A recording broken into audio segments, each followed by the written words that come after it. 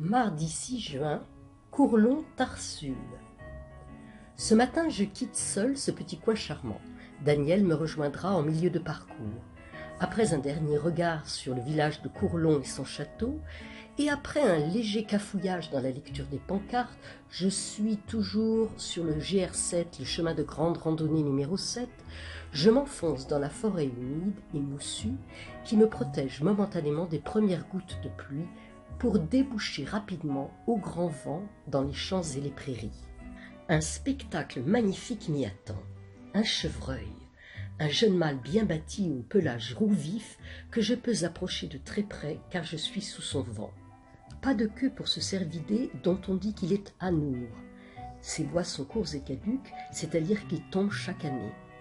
Le chevreuil aime les milieux découverts où il profite des cultures printanières et des graminées, mais aussi les forêts mixtes de feuillus et de conifères. Dans cette région, il n'a pas de prédateurs et il n'est pas rare de le croiser. C'est un herbivore et du coup il contrôle la densité de la végétation au sein de son écosystème. Il broute les herbes et les feuilles bien sûr, mais aussi pour marquer son territoire, il se frotte au tronc des jeunes arbres et les blesse. Il contribue aussi à l'entretien de zones de clairières et donc à la conservation de la biodiversité de ces milieux. Au sortir de la forêt, je débouche sur une route qui rejoint Avaux et la vallée de la Thille. Dans cette vallée, à Is-sur-Thille, se déroule chaque année le Festival international de mots croisés couru par les cruciverbistes.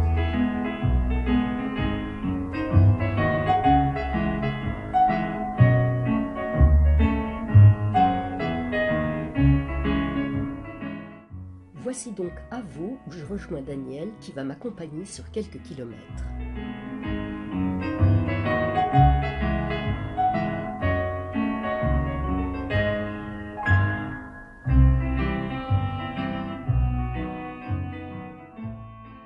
Parlons un peu de chanvre car les panneaux m'y invitent. Cette plante annuelle produit deux sortes de pieds, les mâles de 2 mètres de haut et les femelles jusqu'à 8 mètres. Un peu de vocabulaire. Le chènevis est le fruit du chanvre. La chènevotte est la partie ligneuse et dure du centre de la tige. La filasse se trouve entre l'écorce et la chènevotte. Autrefois, dans cette région, le chanvre était mis en paquet, puis immergé dans les bassins où il trempait une dizaine de jours pour faciliter la séparation de l'écorce d'avec la tige. Cette étape s'appelle rouissage. On extrayait ensuite la filasse qui était broyée, peignée, filée, puis tissée pour la corderie, les voiles de marine et les vêtements grossiers. Le chanvre présente de nombreux avantages écologiques. C'est une plante particulièrement résistante dont la croissance rapide ne nécessite aucun pesticide, peu d'entretien et quasiment pas d'irrigation. Mais surtout sa culture s'avère idéale pour préparer la terre à accueillir d'autres plantations. Comme elle est très haute, la plante étouffe les mauvaises herbes, laissant le sol propre. De plus, ses racines ramifiées qui évoluent en profondeur permettent un sol meuble, donc facile à travailler pour l'agriculteur. Cette plante a des propriétés tellement incroyables qu'il faudrait en parler beaucoup plus longuement. Alternative au bois pour la fabrication du papier, au coton pour les vêtements, au pétrole pour le carburant, matériau de construction durable connu pour son isolation des bâtiments. Longue traversée de forêt où j'aime percevoir la vie à travers le chuchotement des feuilles dans le vent, les subites éclaircies enchanteresses quand les rayons du soleil percent la canopée.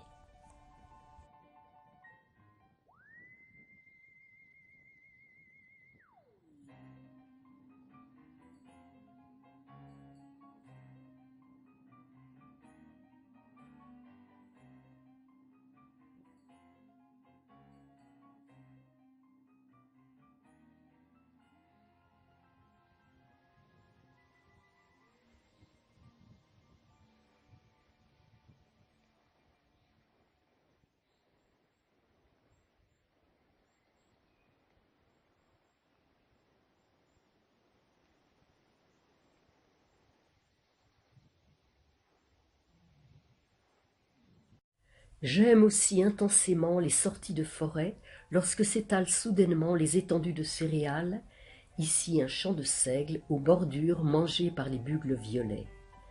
Le vent est un joueur quand il s'engouffre dans les hautes futaies, qu'il souffle sur les nuages ou qu'il glisse sur les épis de seigle, provoquant l'ondulation d'immensités vertes, telles des océans de verdure.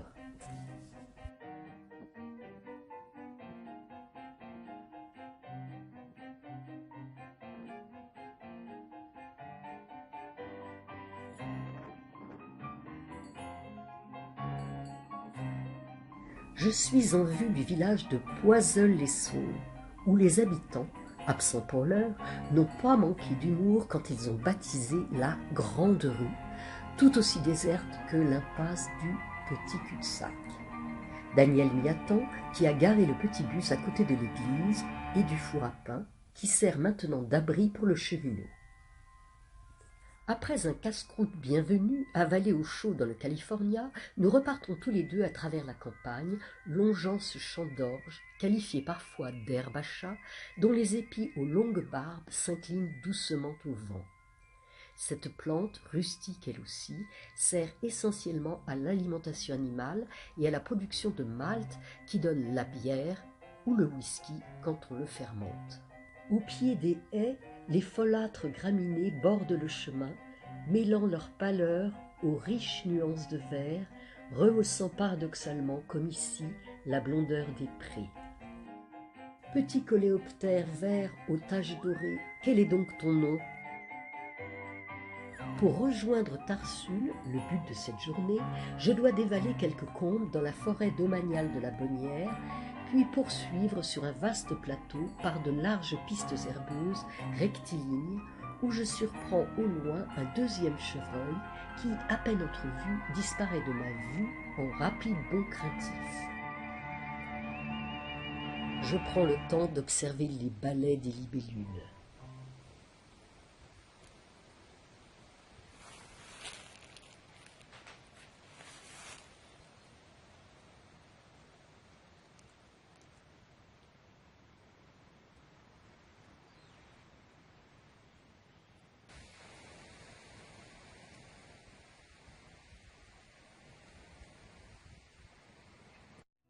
À l'extrémité du plateau qui domine la vallée de Lignon, où niche le village de Tarsul, la roche calcaire affleure, laissant place à des fleurs aux couleurs tendres comme ces petits œillets sauvages.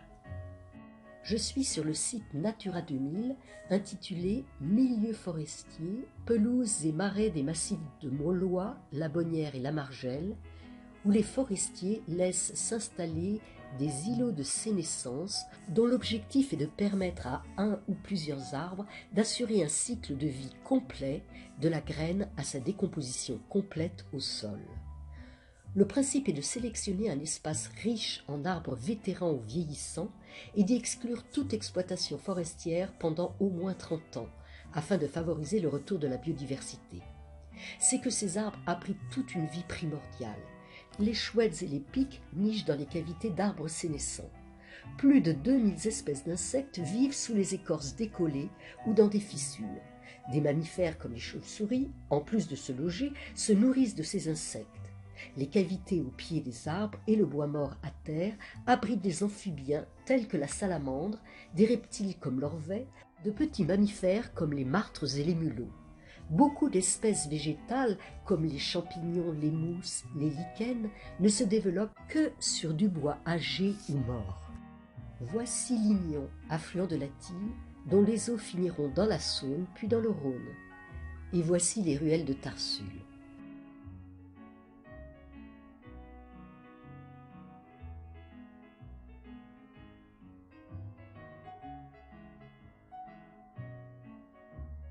Je retrouve Daniel et nous rejoignons en petit bus la ville d'Is-sur-Tille, où nous sommes touchés par la longue liste de noms inscrits sur le monument aux morts, soldats des États-Unis morts pour la France des suites de leurs blessures à l'hôpital américain. Puis nous nous mettons en recherche d'un camping que nous finissons par trouver au bord de la départementale 974, camping Les Sapins sans véritable charme.